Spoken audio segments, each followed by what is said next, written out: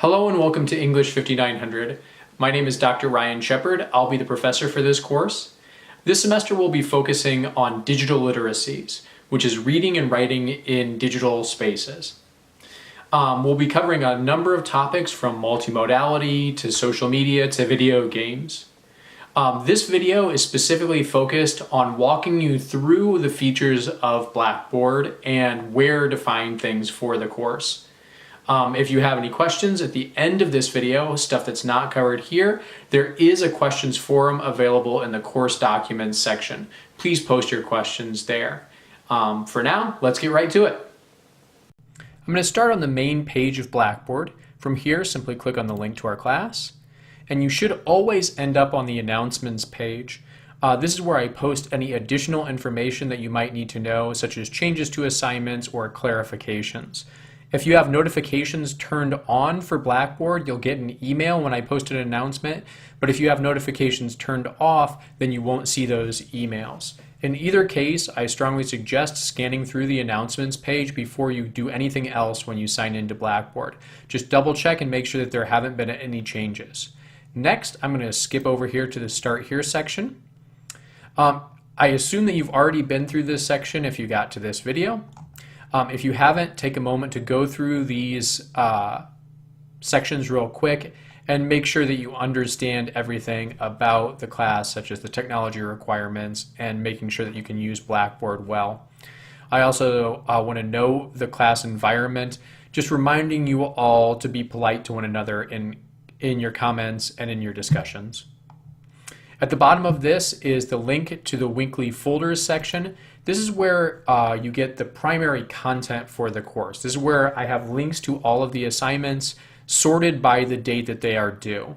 Please note that these are the due dates, not when things are assigned. So there is one for today. That means that everything in this folder is due today.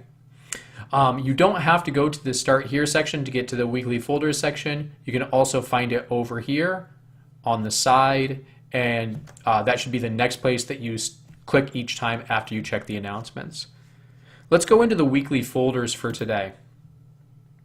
So every week there will be a short video explaining what we're going over that week, as well as the objectives for what we're trying to accomplish that week.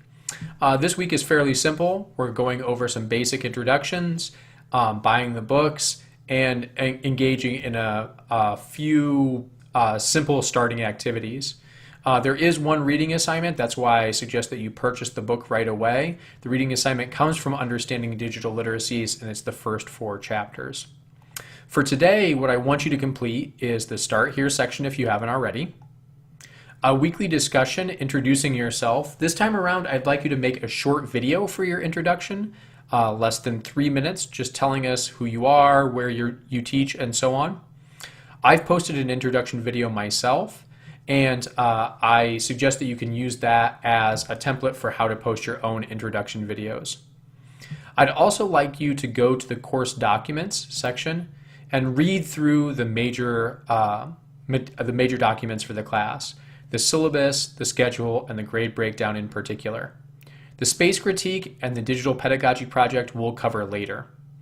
There is a walkthrough video here as well, going over the syllabus, schedule, and grade breakdown. In the weekly folders section, you'll notice that there is also an assignment for this Thursday.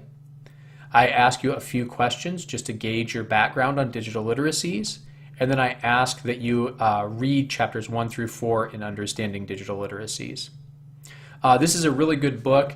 It is starting to get a little bit out of date. It was published in 2012, so you'll notice that some of the examples are things like MySpace or Friendster. That doesn't mean that the ideas that they're presenting here aren't good ideas. They are. It just means that the examples that they're using aren't the best ones. There are newer digital literacies textbooks, but in my opinion, they're just not as comprehensive as this one. This one will give us a kind of overview of the basic ideas in digital literacies, and then we'll use the individual PDF readings to fill in some of the gaps. This Thursday is also our first reading discussion.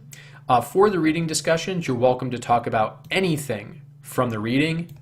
But I always have a few questions here to get you started if you're not really sure where to begin.